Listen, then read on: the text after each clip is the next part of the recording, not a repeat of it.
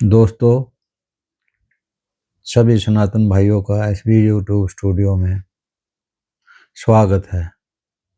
अभिनंदन करे स्वीकार आपको आपके भाई सुरेंद्र भारद्वाज का प्यार भरा नमस्कार। दोस्तों, हम इस कलयुग में और इस मोह माया में फंसे हुए हैं, तो हम कभी भी अपनी आगे की तैयारी नहीं करते। भले ही हमारी उम्र कितनी भी हो जाए, लेकिन हम इसी मृतलोक में, इसी 3-2-5 में धन जोड़ने की या किसी न किसी के बारे में ऊट पटांग बातें करने के सिवा कुछ नहीं कर रहे। तो एक दिन तो सब जाना ही है, क्योंकि मृतलोक है, तो यहाँ जो पैदा हुआ है तो नपेद भी होना है, एक दिन जाना भी है उसको। तो मैं उसी के बारे में कुछ चौपाई हैं, कुछ बातें हैं, वो बताना चाहूँगा, क्योंकि अपने मोक्ष के लिए भी हमें तैयारी करनी पड़ेगी। ये सच्चाई है, कितना ही छुप लो, कोई नहीं रहेगा यहाँ पे। तो समय तो सभी का आना है। तो उसमें कुछ चौपाई सुनाना चाहूँगा रामायण के बारे में। रामायण में है, राम कथा कलि कामद गाई, और सर्जन संजीवनी मुरी सुहाई। सोई उर सुधा तल सुधा तरंगनी, भय भजनी भरम नेक भुआग्नि भुआग्नि। तो इसका मतलब क्या है कि राम कथा, कलयुग में जो है राम कथा में सब मनोरथों को पूर्ण करने की शक्ति है। ये कामधेनु गाय की तरह है। राम कथा जो है एक कामधेनु गाय की तरह है, और सौजनों के लिए सुंदर संजीवनी जड़ी बूटी है। सौजन जो जो धर्म कर्म करते हैं उनके लिए तो बिल्कुल संजीवनी बूटी है, और सौजनों के लिए सुंदर संजीवनी जड़ी बूटी है। पृथ्वी पर यही अमृत की नदी है, जन्म मरण भय का नाश करने वाली, और भ्रम रूपी मेंढकों को खाने के लिए समर्पित है। तो इसको जो है राम कथा है ना, एक बार हफ्ते में जरूर पढ़नी चाहिए। राम कथा का मतलब रामायण, रामायण का कोई भी चैप्टर, एक लेसन हमने जरूर पढ़ना चाहिए। तो हर परिस्थिति में आपकी इच्छा के अनुसार कोई भी चीज़ नहीं होती है, हर किसी को समझौता करना पड़ता है। सोचने को तो हम पता नहीं क्या क्या सोचते हैं, लेकिन सब कुछ पूरा थोड़ा होगा। लेकिन सोचना चाहिए, मैं ये नहीं कहता, इससे कोई भी अछूता नहीं है। अभी जो ना सोचता हो, लेकिन सारी बात पूरी भी नहीं होती। तो ऐसे ही भगवान कृष्ण जो है, सुदामा जी कहते हैं उनको, मुझे दुख मिला वो मेरा भाग्य था। सुदामा जी कहते हैं भगवान कृष्ण के सामने, मुझे दुख मिला वो मेरा भाग्य था, दुखों ने मुझे आपसे मिला है।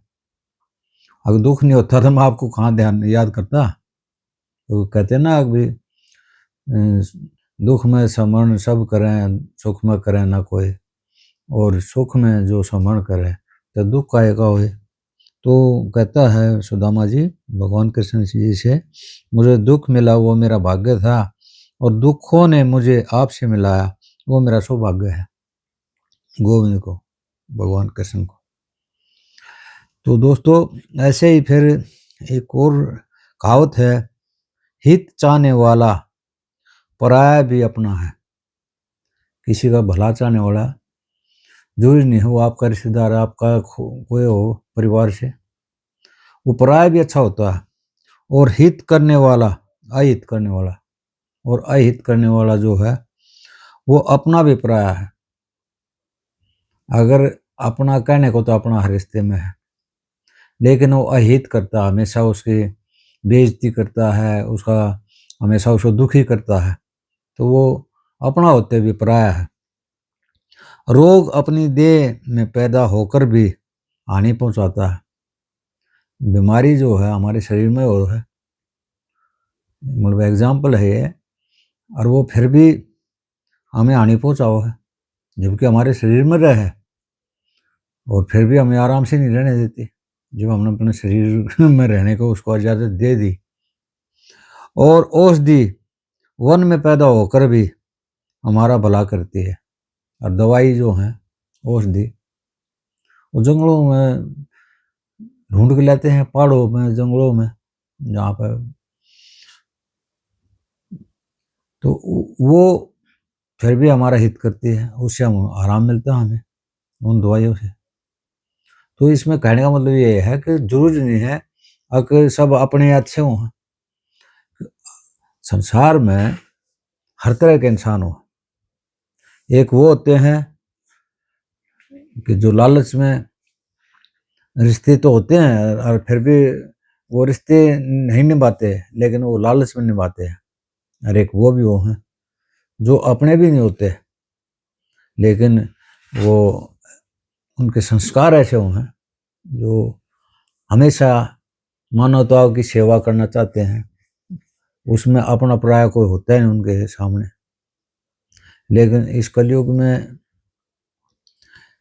रामायण जो है वो हमारे लिए संजीवनी है। अगर हम एक लेसन रोज पढ़ें, एक पाठ रोज करें, तो शायद जो दुर्भावनाएं है ना सारी जो अंदर की गंदगी, एक दूसरे को देख कर ईर्ष्या, एक दूसरे के धन को देख कर ईर्ष्या, एक दूसरे के बच्चे को बढ़ता हुआ उसकी ईर्ष्या, मतलब खुद कुछ करना नहीं और दूसरे को करने नहीं देना। भाई वो कहा करना, वो क्या था भाई, एक आंख मतलब वो कहा था भाई तेरे धन की वो है तो धन इतना मिल जाएगा, तो बोला जी पड़ोसी इतना मिल जाएगा, जितना तेरे मिलेगा उसका डबल मिलेगा। बोले अच्छा डबल, सब कुछ डबल मिलेगा? बोले हाँ। तो बोला ठीक है मेरी एक आंख फोड़ दो। तो बोले क्यों? बोला पड़ोसी ना अंधा कर दो, फिर दोनों आंख फोड़ दो उसके। तो आज के युग में जो है ना अपने लिए दुखी नहीं है, वो पड़ोसी के लिए दुखी है। वो नहीं बढ़ना चाहिए, वो बड़ा नहीं होना चाहिए, वो आगे नहीं बढ़ना चाहिए। तो सही आज मैं इतना ही है कि मैं मेरे मन में यही था, अब थोड़ी बहुत ईश्वर का नाम भी जो है ना लेना जरूरी है। तो सभी भाइयों को तो मैं वही कहूँगा, ईश्वर जो है वो बहुत बड़ी शक्ति है। उसको किसी भी रूप में अलग अलग धर्म जो बन रहे हैं लोगों के, अब धर्म कुछ भी हो लेकिन है तो सब इंसान। तो इंसानियत के नाते सबके लिए वो शमशान के आगे भी लिखा होता है दीवार पे, प्रत्येक दिन एक अच्छा काम करो। तो डू वन गुड मतलब डे, अंग्रेजी में भी ऐसे जो कुछ भी लिखा है। तो मेरा कहने का मतलब यह है कि रोज एक काम अच्छा करने की सोचो, तो धीरे धीरे जो है ना हमारी ईर्ष्या अपने आप कम होती चली जाएगी। क्योंकि जब हम अंदर कुछ रखेंगे उससे हमारे को और भी कई फायदे हैं।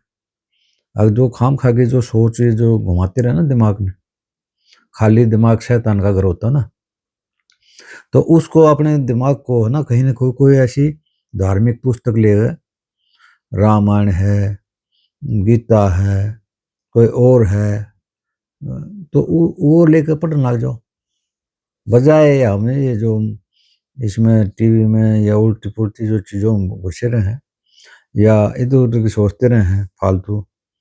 क्योंकि ये जो शरीर है ना, वो कहते हैं ना वो कालिदास क्या बन गया? कालिदास कहते हैं कि वो अपनी पत्नी से इतना प्यार करता था कि वो एक पल भी उससे अलग नहीं हो सकता था। तो क्या होया, एक दिन उसका साला आया, तो साले ने कहा कि जीजा जी मैं अपनी बहन को लेकर जाऊंगा, ले जाऊं? मम्मी ने कही है, पापा ने कही है कि एक दिन आ जाएगी, काफ़ी दिन हो गया इन्हें। बोला भाई ले जा, उस दिन उसने बोल दिया वैसे तो, लेकिन जैसे जैसे रात हुई तो उससे रहा नहीं गया अपनी पत्नी के बगैर, वो इतना प्यार करता है उससे। तो वो वहां से घर से चल पड़ा। ससुराल ज़्यादा दूर नहीं थी, वो पहुंच गया वहां पे गाँव में। तो कच्चे मकान होते थे उस टाइम में। तो किसी कच्चे मकान की छत पे बस हो रही थी उसकी पत्नी और उसके जो घरवाले थे सब छत पे, गर्मी थी।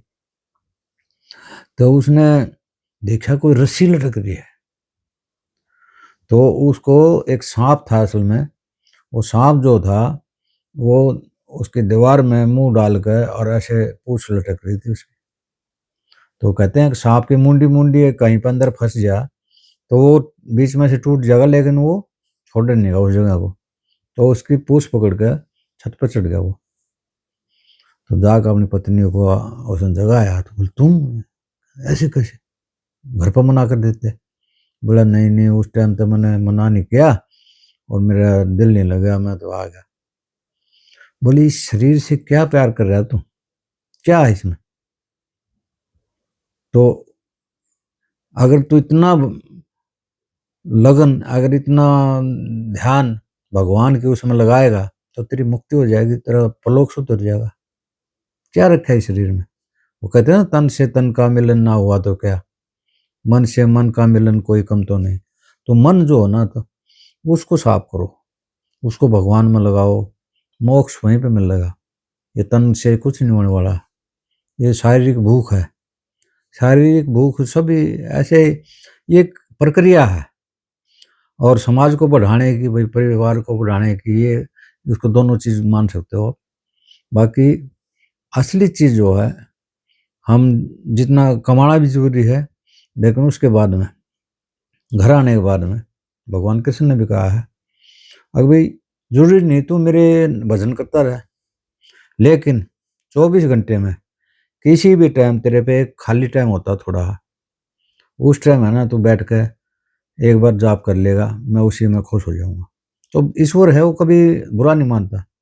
तो भगवान का नाम है ना, किसी भी टाइम ले सकता है आदमी। तो अपने मोक्ष के लिए भी भाई थोड़ा है, और विचारों के लिए भी क्यों अच्छा है, क्योंकि हमारे अंदर अच्छे विचार होंगे तो हम दूसरे से ईर्ष्या नहीं करेंगे। सभी भाइयों को यही थी आज की। सबको राम राम।